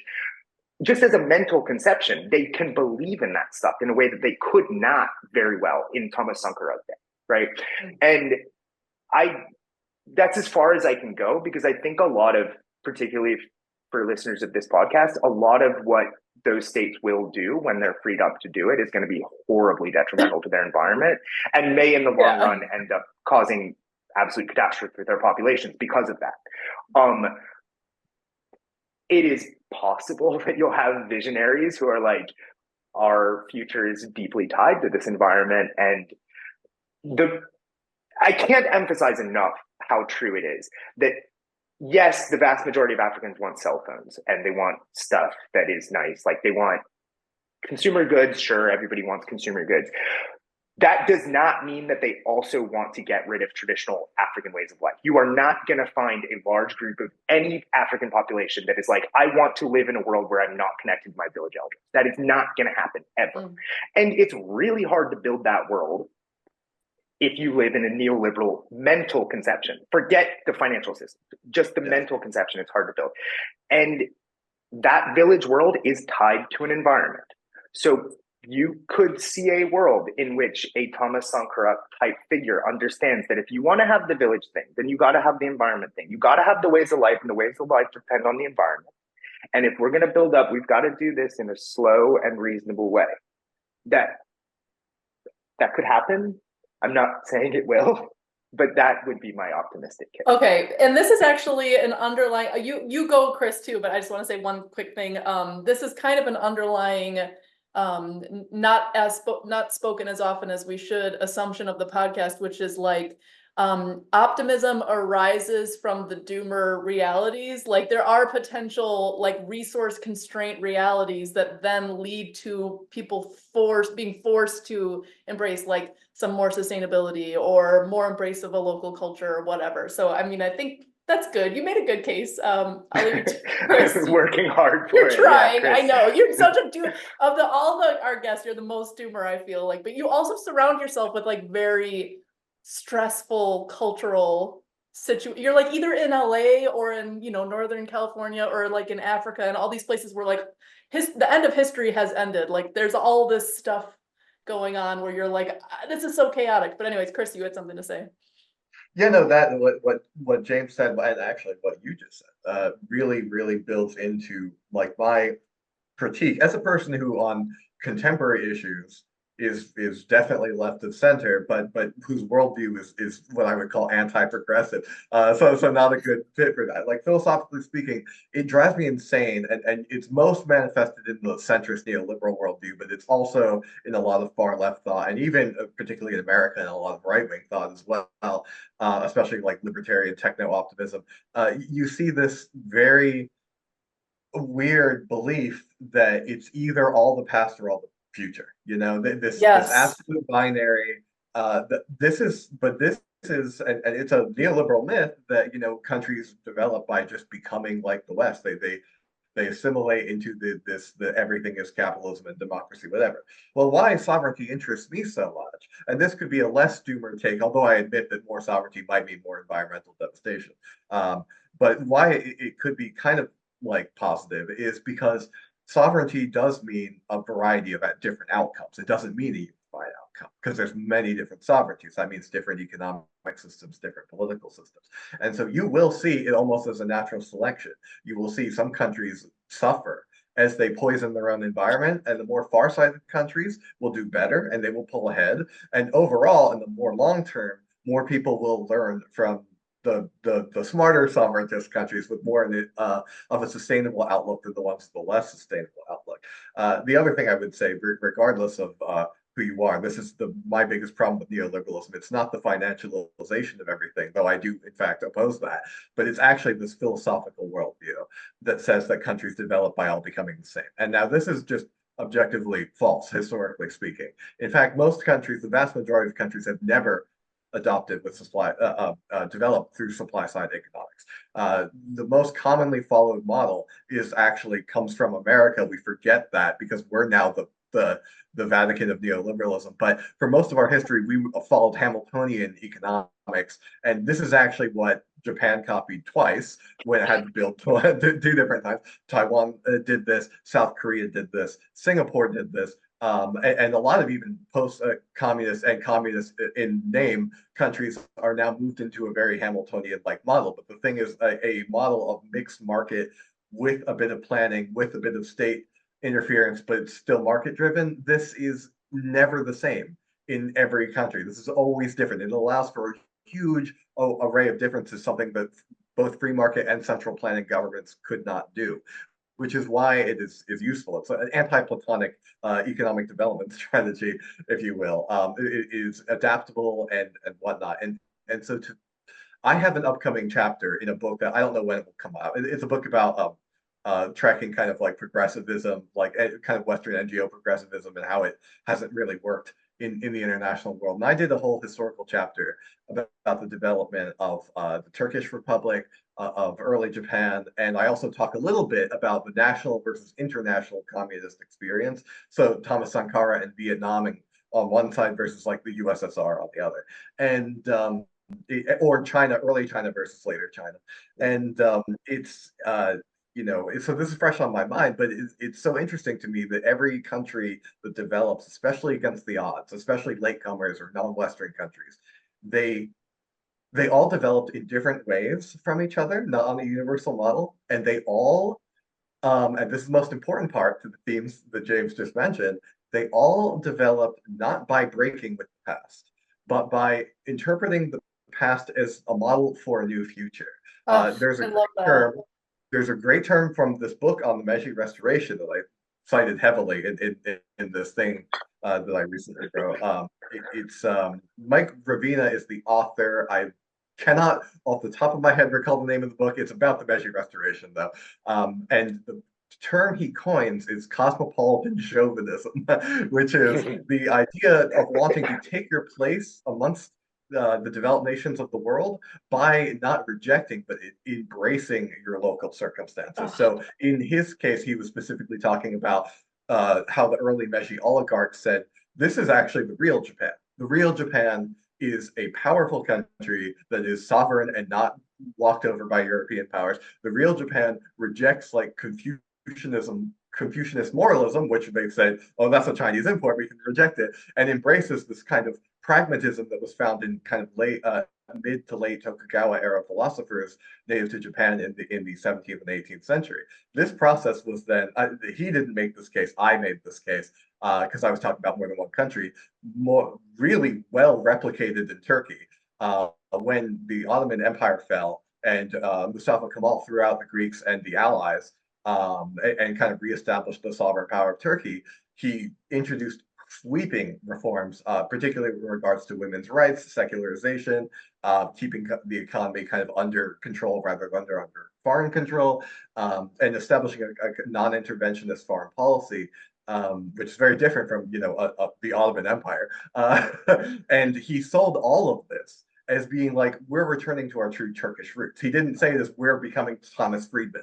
He sold it as we are like the true Turks. The true Turks weren't these Arab reactionaries who hated women and covered them in veils. The true Turks had women warriors. The true Turks did not feel the need to be part of a quest to Islamicize the world or to unify with all of the Turkic people. They were people who lived in specific areas, and they looked out for stewardship for this specific area. And so what you see in this model that comes up, it came up in Burkina Faso later in history, what you see is this supposedly reactionary form, what we now consider to be reactionary nationalism and regionalism, had this extremely progressive element to it when it was successful. It was always like, we got to take care of our environment. We got to have laws that benefit a higher percentage of our citizens. We got to bring more people into the government. And all these governments had flaws. The Meiji Restoration led to the Japanese Empire. The Turkish Republic did not treat Kurds very well. All these countries have problems. But the point is of all of this is to show that you can make enormous gains if you wed the kind of instinctual conservatism of like place and particularity with the kind of progressive drive to improve your circumstances. And I wouldn't be surprised if we see more of that in the future as sovereignty becomes a bit more important for developing countries. Oh my God, that was like the whole Doomer Optimism podcast in a nutshell. Like, and especially now I'm like, I just discovered that Paul Kingsnorth wrote a book called Real England. Have either of you read this book? James, did you read it? No. He wrote a basically like an anti-globalization book where he just like went and met the Zapatistas and all these like anti-globalization activists. And then after that, he went all around England and talked to like farmers, fishermen, like at like this Englishness, these English institutions. And I was like, I had no idea. And to me, like, this is the future, at least of what I'm interested in for a period of time. Like, what is like re-embracing place and particularity mean like at the end of history, and how is that neither like reactionary return totally to the past nor like forget the past entirely and move towards this techno-optimist transhumanist future, but instead like this melding of the two, this like, we don't have to throw away antibiotics to then like care about Chicago-ness, it's like you can care about your place and like your Southside Irish history and also like have a dentist, these things can go together and women can still vote. Things were, so anyways, I love that. But okay, final thoughts. James, do you have anything you want to say before we wrap up? No, I mean, I feel like that like summed it up really well. That was like maybe more optimistic than my take. I guess I was thinking as you said that I have wrestled somewhat traveling Africa recently with a thing that I hear a lot, which is actually like, bring back the American empire, like to come back to us. You have left us to the mercy of the Russians and the Chinese, and they're not as nice as you guys were. And it's something that kind of scares me. And I don't think that first of all, I don't think that that's a fate that's locked in. I don't think that, like the American empire pulling back means that now like Chinese robot soldiers are going to go through Nigeria and take all the oil.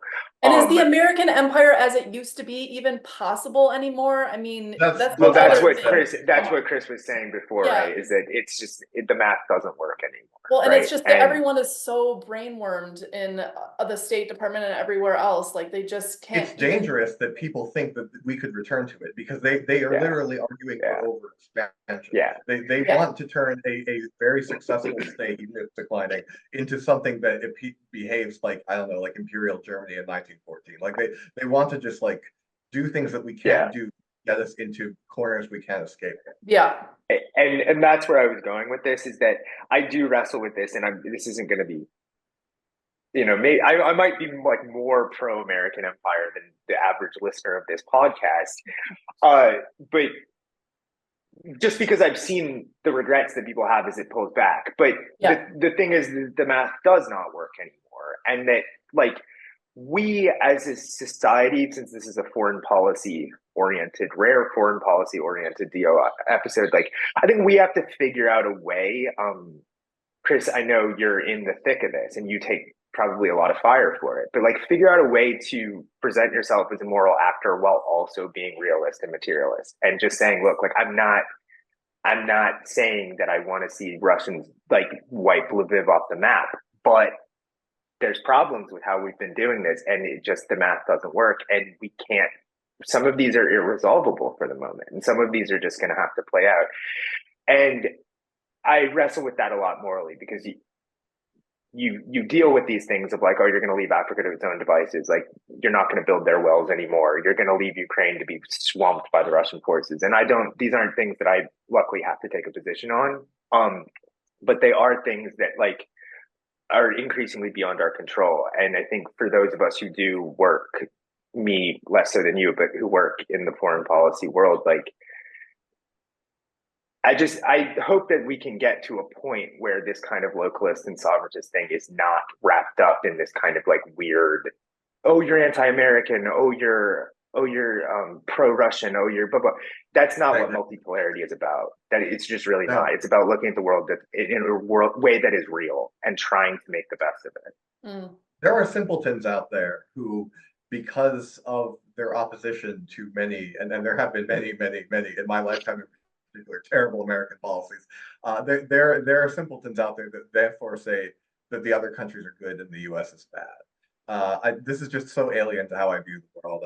But it also goes to show how stilted our discussions are when so many people assume that is how I view the world. Yeah, that's what they're saying. Yeah, exactly. Yeah. And I'm like, no, I'm not. Like, my whole point is that great powers are great powers. That American exceptionalism doesn't exist in either the positive or the negative sense. It's just not a thing that exists. But like, it's very hard because it's forced into this weird binary, and everything becomes a referendum on American virtue or domestic politics. And I just totally disagree. There's a whole wide world out there.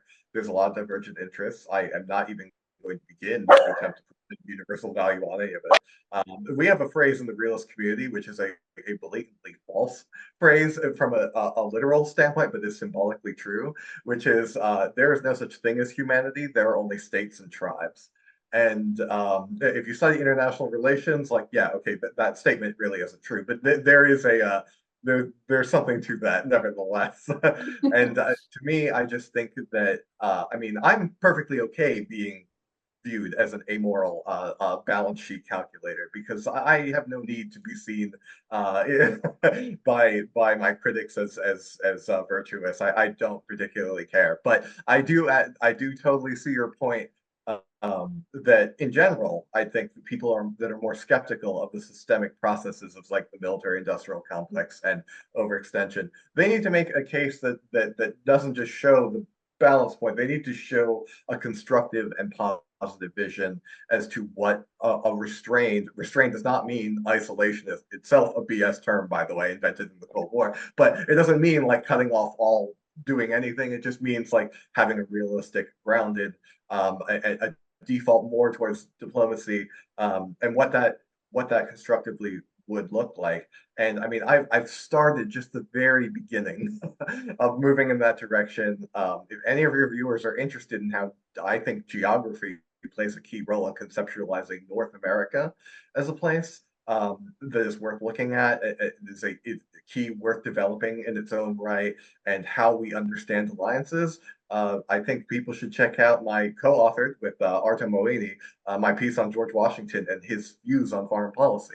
That's over at IPD, because we really tried to be like, what is something we could call a realism for America that makes a case, an ethical case for why we should be less warlike, but also, a very kind of open to our relationships with different kinds of countries, and that doesn't threaten us. It's not a battle of values. And George Washington was the original kind of inventor of this. He was a land surveyor and he was a general. He understood topography. When he was on vacation, he would make measurements of just random land he was passing out because he loved it so much. And this Nerd. totally formed his concept of how foreign policy should be conducted. And then the fallout from our previous extremely close relationship with France immediately deteriorates after the war. And our first unofficial war with the European power is actually a naval conflict with France and the Caribbean.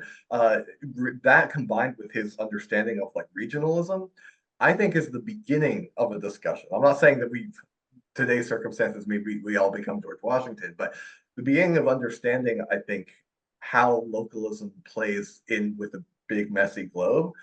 I think we can learn a lot of lessons from the past. And I think a good place to start, and I want other people, yourselves included, and everyone watching this, to help like bring forth this conversation. And I really think George Washington's, actually, for Americans anyway, is a great starting point to kind of viewing like, okay, if there is re-regionalization, what's a logical way of doing it? What did it look like in the past? Not just in other countries, but here, because we weren't always like how we are now.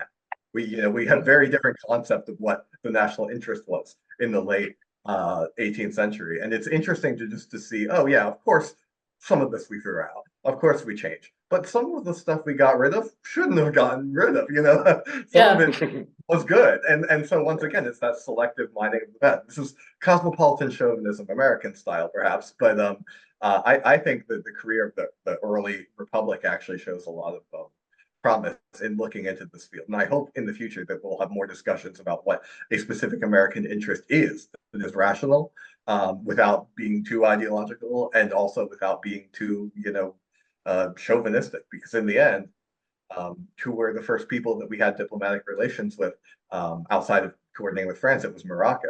And what did George Washington say in his diplomatic correspondence? He said, "We're not here to wage war on all kings, just ours. And we're not here to, convert your religion or your form of government. We just want to trade with you. We pose no danger to you and you pose no danger to us.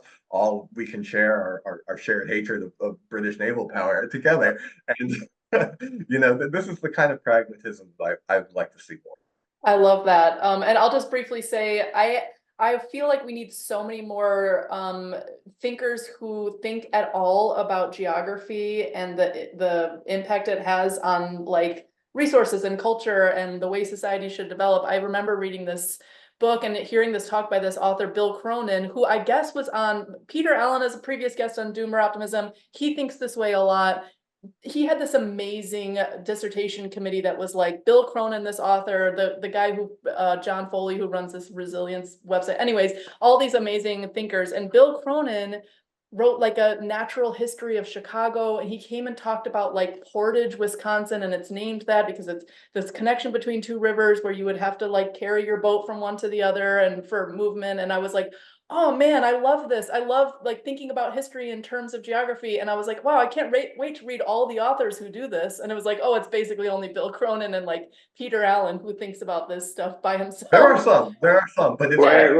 Yeah, I actually, you probably remember this piece. I wrote very specifically an unheard piece about the work of Bernard Devato.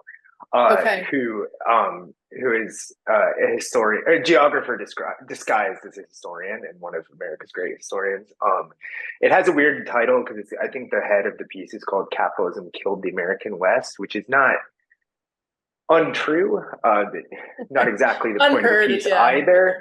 But the point that I was making is actually that there's the Devato trilogy of pre-independence America and then the early republic describes a country that actually grew essentially through rivers and argues that particularly west of the Mississippi, we're a nation of watersheds and like how that works. And the best one is across the wide Missouri, which is the history of the fur trade.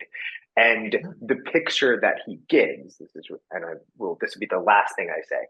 The picture that he gives is not one of genocide and conquest. It's one based on extraction. And because of the extractive system that existed in the larger globe at the time, it inevitably led to the end of its own. The end of the fur trade led to the end of itself because it mined out all the beavers and things like this.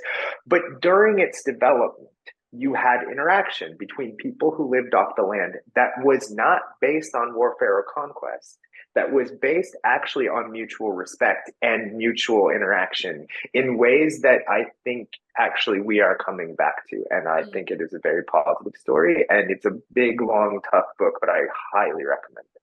Yes, I remember this piece. Yeah, I basically, like, I think this is probably a central question of the next decades, if not century, especially as you go more regional, multipolar. And then I think I love what you said, Chris, about like bringing forth some history from the early republic of examples of thinking this way. I feel like could be a whole series of podcasts, writing articles. So those who are listening, who are interested in such topics, get in touch with Chris. Chris, you have a Substack, right? I have it's actually a WordPress because I've had it since 2015. My personal site is just called Geotrickster. I think it's the only thing called that, so it should be easy to find. Yeah. And we'll put links to how to find Chris. Everybody already knows probably how to find James.